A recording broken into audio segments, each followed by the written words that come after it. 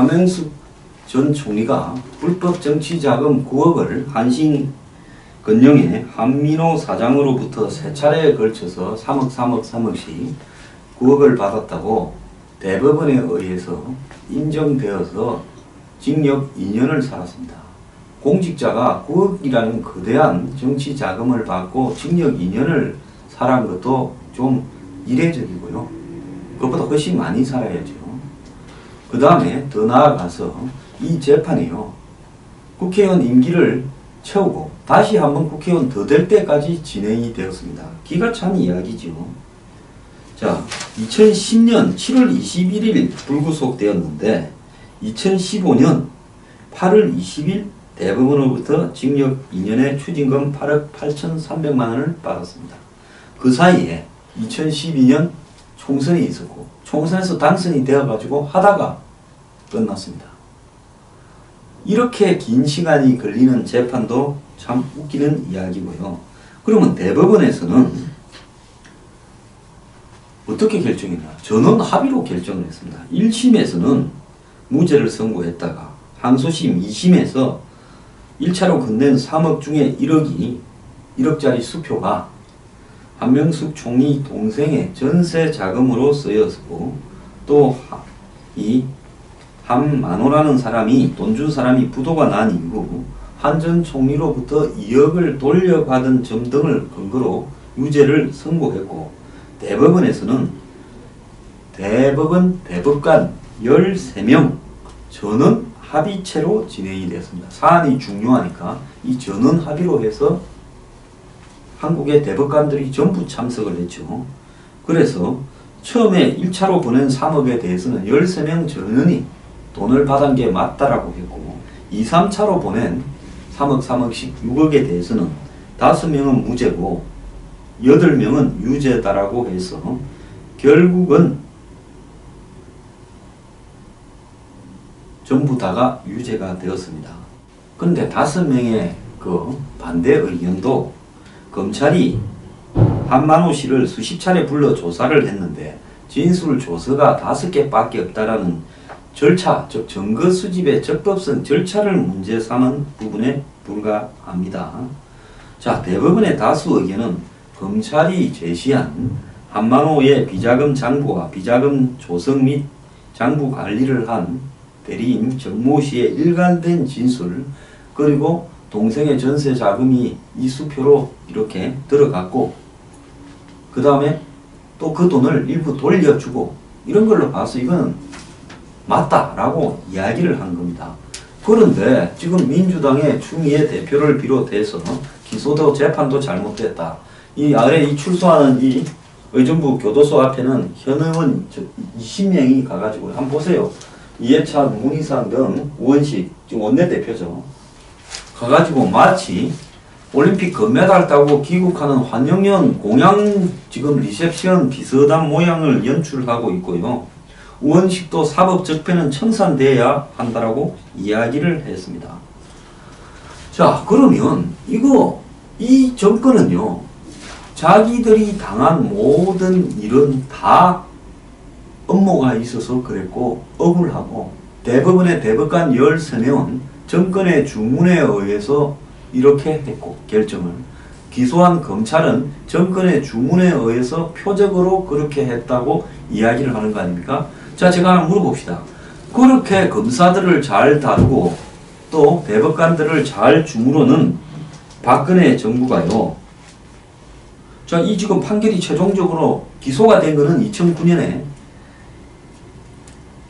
이명박 정권에 됐고 판결은 2015년에 박근혜 정권에서 판결이 났는데 아니 그렇게 검찰과 대법원들을 능숙하게 다 다루고 대법관들을 손에 쥐고 있는 박근혜 정부가 어쩌다가 저렇게 1년 만에 한명숙 판결 때리고 1년 만에 저렇게 형편없이 무너져 버리면서 대통령 스스로도 탄핵당해버리고 지금 구치소에 가버렸을까요? 이게 상식적으로 맞다고 보십니까? 그럼 모든 것이 다 업무라는 겁니까? 한만호의 진술도 업무고 한명숙이 여동생 전셋집에서 놓은 한만호의 수표도 업무고 돌려주었다라는 사실도 업무고 뭘 하자는 겁니까? 우리가 항상 법원의 판단은 존중한다. 근데 법원의 판단이 내 구미에 맞을 때는 존중해야 되고 법원의 판단이 내 구미에 맞지 않으면 이거는 기소도 재판도 잘못된 업무라고 그러고 사법적폐라고 이야기를 하는 겁니까? 자, 정권을 잡았다고 대법원에서 전체 대법관의 합의에 의해서 결정한 거. 자, 대법관들이 합의를 할 때 일부가 소수 의견을 냈지만은 그 소수 의견도 일단 3억을 받았다는 것은 전원 합의로 처리했고 6억에 대해서 일부가 소수 의견을 절차상의 문제를 잡아서 낸 것이지 한명숙이 무죄라고 이야기한 사람은 한 명도 없습니다. 전원 13명이 한명숙은 유죄라고 했는데 이 결정이 잘못되었다는 겁니다. 그렇다면 문재인 대통령이 간접민주주의를 통해서 많은 폐단이 일어나서 국민들이 촛불을 들고 직접민주주의를 했고 앞으로도 직접민주주의가 이렇게 더 번성해야 된다고 이야기를 한 것처럼 이제는 재판부조차도 권위를 인정하지 않고 한마디로 직접민주주의로 자신들이 촛불 들고 인민재판하겠다는 겁니까? 그러려면 대법관을 우리 법 연구원이 뭐니 한 사람을 뭐 하려고 시킵니까? 그럴 필요도 없지요. 전직 총리를 한 사람이 이렇게 돈을 받았다가 구속이 되어서 형을 살고 놓으면 정말 부끄러운 모습을 보이고요. 국민 앞에 체면과 명분이 안 선다. 조용히 살아가겠다 하고 나오겠다면 마중도 오지 마라 해야지. 돈 받아먹고 감방 갔다가 나오는데 지금 저 앞에 둘러서 가지고 저 난리를 치고 있는 이 모습을 보면요. 이 나라의 민주주의는요. 이제는 객관성이나 공정성은 사라져버리고 전부 내로남불 형태로 다 우리가 하는 것은 정의다라는 이런 형태 속에서 법체제 자체를 집권 여당의 의원들이 정면 부정을 하고 한명숙이 마치 억울하게 기소되어서 억울하게 대법원에서 판결한 억울한 옥살이를 한 것처럼 이야기를 하고 있다는 겁니다. 이것은요. 사법을 지극히 사유화시켜서 정치화시키는 것에 다른 게 아닌 겁니다. 이런 식의 사법부가 무엇 때문에 존재할 필요가 있습니까? 요즘 그러지 않아도 이 사법부에 정치 끈앞풀들이 곳곳에 지금 박히고 있는데요. 이제 이 정권은 한마디로 사법부조차도 촛불이라는 직접민주주의라는 인민의 대의에 봉사시키는 그런 기구로 전락시키려고 하는 겁니까? 리차드 기어가 나오는 이 레드 코너라는 영화가 있습니다. 한 사업가가 중국에 갔다가 업무에 말려가지고 어떤 여자하고 밤을 지내다가 보니까 여자가 죽어 있어요. 고위층의 딸인데. 그래서 이걸 전부 다 이 리차드 기어가는 통신기업을 어떻게 먹으려고 하고 하는 업무에서 벌어진 일인데 중국의 사법부가 판결을 할 때 한마디로 공산당 고위층이나 이런 지도자로부터 지시를 받으면서 판사가 이야기하는 장면이 나옵니다. 그러니까 재판이요. 그 재판부 밖에 있는 어떤 사람에 의해서 재판이 신문도 이루어지고 기소도 이루어지고 재판도 이루어집니다. 그 중국의 공산당의 사법부라는 것이 얼마나 무의미한가를 보여주는 그런 영화였는데요. 한마디로 지금 한국의 사법부도 이제 그렇게 만들겠다는 거 아닙니까? 야당이나 정적들이나 보수단체들은 다 지나간 거 찾아내어서 까발려서 완전 비리 집단화해서 물론 잘못된 건 처벌받아야 된다고 생각합니다. 다 까발리고서 정리하고 저는 보수라고 했어요. 지금 화이트리스트나 더 나아가서 국정원 댓글에서 잘못이 있다면요. 처벌을 받아야 됩니다. 그럼 보수가 해야 될 부분은 뭡니까? 이 사람들이 억울하다라고 이야기해서는 안 돼요. 잘못했으면 처벌받고요. 반대로 너네들이 그래 돈을 받아먹고 한 부분은 똑같이 처벌을 하라고 요구를 해야 되는 거죠. 자, 퉁치자. 이제 퉁칠 힘도 없습니다. 이쪽만 조지죠. 그러면 이쪽이 억울하다? 그 뭐 또 돈 받았고 뭐 한 걸 다 까발릴 건데 억울하다는 게 통하겠습니까?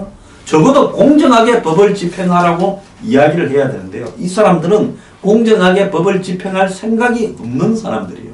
법 집행을 지극히 사사롭게 만들어서 거기에도 촛불 신탁을 갖다 붙이고 지금 지랄을 하고 있습니다.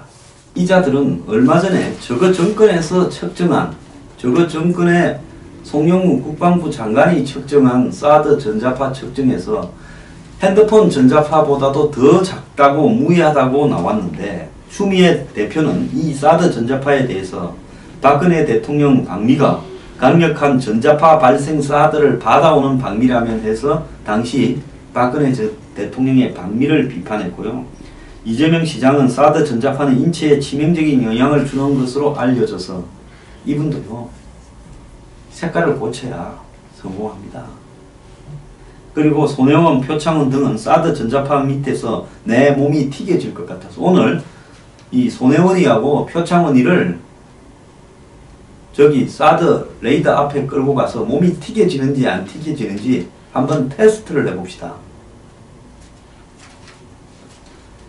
이 표창원은 프로파일러로서요, 진실을 규명하는 부분에 지금 국회의원이 되고도 TV에 여러 번 나오는데 어떻게 이 사드와 관련된 진실에는 몸이 튀겨진다라는 표현을 씁니까?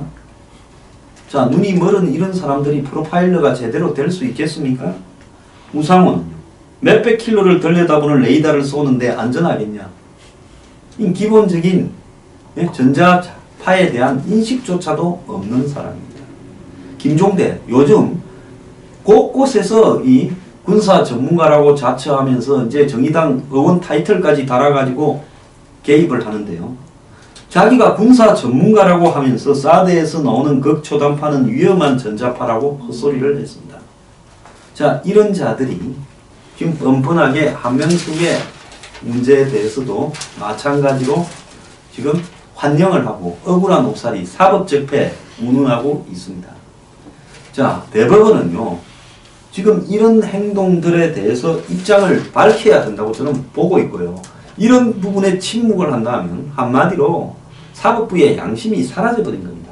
한명숙 판결에 참여했던 김소영 법원 행정처장이요, 대법관이죠.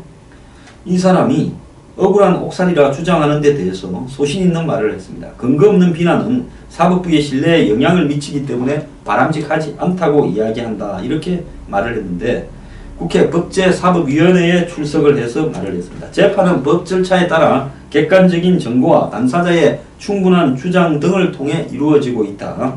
그러면서 그런 소리 하지 말라고 이야기를 했습니다.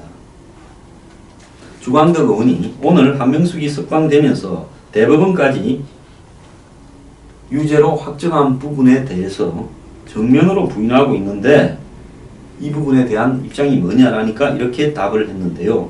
재판 결과에 대한 여러 가지 비판이 가능하겠지만 충분한 근거를 가지고 논의를 해줬으면 좋겠다. 비난조 같은 것은 사법부의 신뢰에 도움이 되지 않는다면서 이미 판결이 다 확정되었기 때문에 더 말할 필요도 없다라고 이야기를 했습니다. 자, 정권을 지극히 사사롭게 만들어가고 있고요. 대통령이 직접 민주주의를 주장하니 그 밑에 있는 사람들은 앞장서서 법도 우리는 정의로우니까 손대지 말고 우리 반대쪽에 있는 사람들한테나 열심히 손대라고 말을 하고 있습니다.